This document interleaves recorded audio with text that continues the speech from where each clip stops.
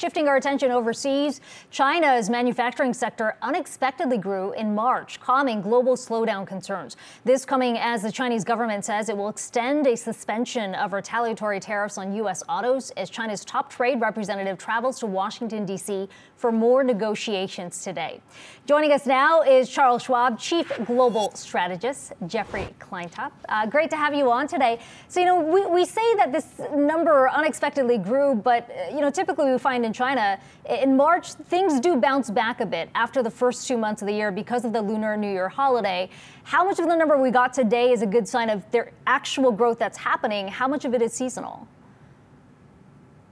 Well, I think there's definitely a seasonal component to it. I think that maybe this is an early sign that some of the Western-style stimulus that China's been applying lately, like cutting reserve ratios for banks to encourage more lending, or maybe those tax cuts that were implemented late last year, and of course we heard about recently again at the National People's Congress being implemented this year. Maybe that's beginning to have an effect. But I think if people are connecting the trade negotiations with this rebound, they may be going a step too far. Exports have not been a problem for China's economy. They've actually been running at a faster pace than GDP. Instead, this is, I think, really due to maybe some of the things that are going on the ground inside China rather than externally. And I'd note that with Chinese stocks up over 20% this year, they've already priced in a good economic, at least stabilization, if not rebound. So there may be some vulnerability if this is just a seasonable bounce. So separating the trade issue from that number, what does this mean in terms of upside and growth for the Chinese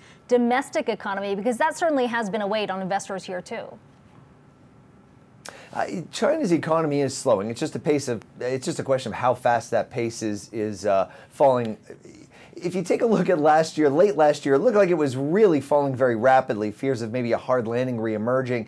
And now this year, at least with the PMI and maybe some of the lending data we saw in January that might be repeated here in March, it looks like there's some stabilization. But again, you often see those surges at the beginning of the year with new loan quotas. So it's difficult to say whether we're seeing some stabilization in the rapid deceleration of economic growth in China. Again, stocks have priced it in. I think that may suggest they might be vulnerable to the data points still ahead.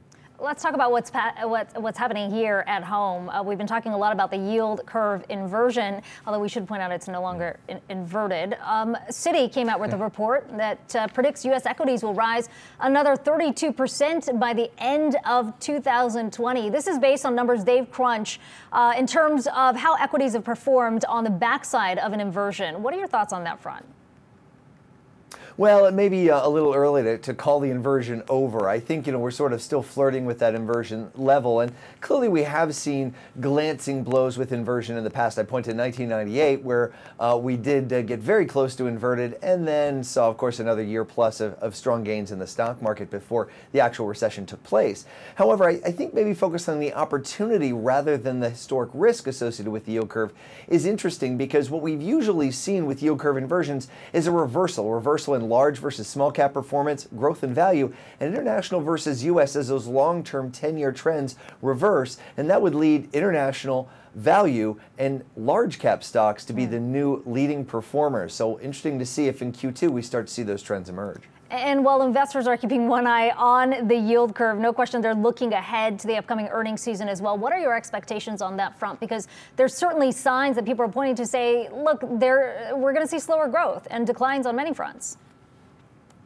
Yeah, Keiko, you're right. The top line is likely to slow a little bit, but I'm more focused on the cost line, taking a look at the fact that wages are rising at the fastest pace in 10 years in the U.S. and Germany and Japan and elsewhere. That's beginning to compress profit margins, and that could have more leverage on the bottom line than the slowing top line issue. So I think increasingly a look at costs and how companies are managing those are going to be very important to the profit outlook for the remainder of the year. Okay, we'll have to leave it there. Jeffrey, great to have you on today. Jeffrey Kleintop joining us from Charles Schwab. Thanks for having me.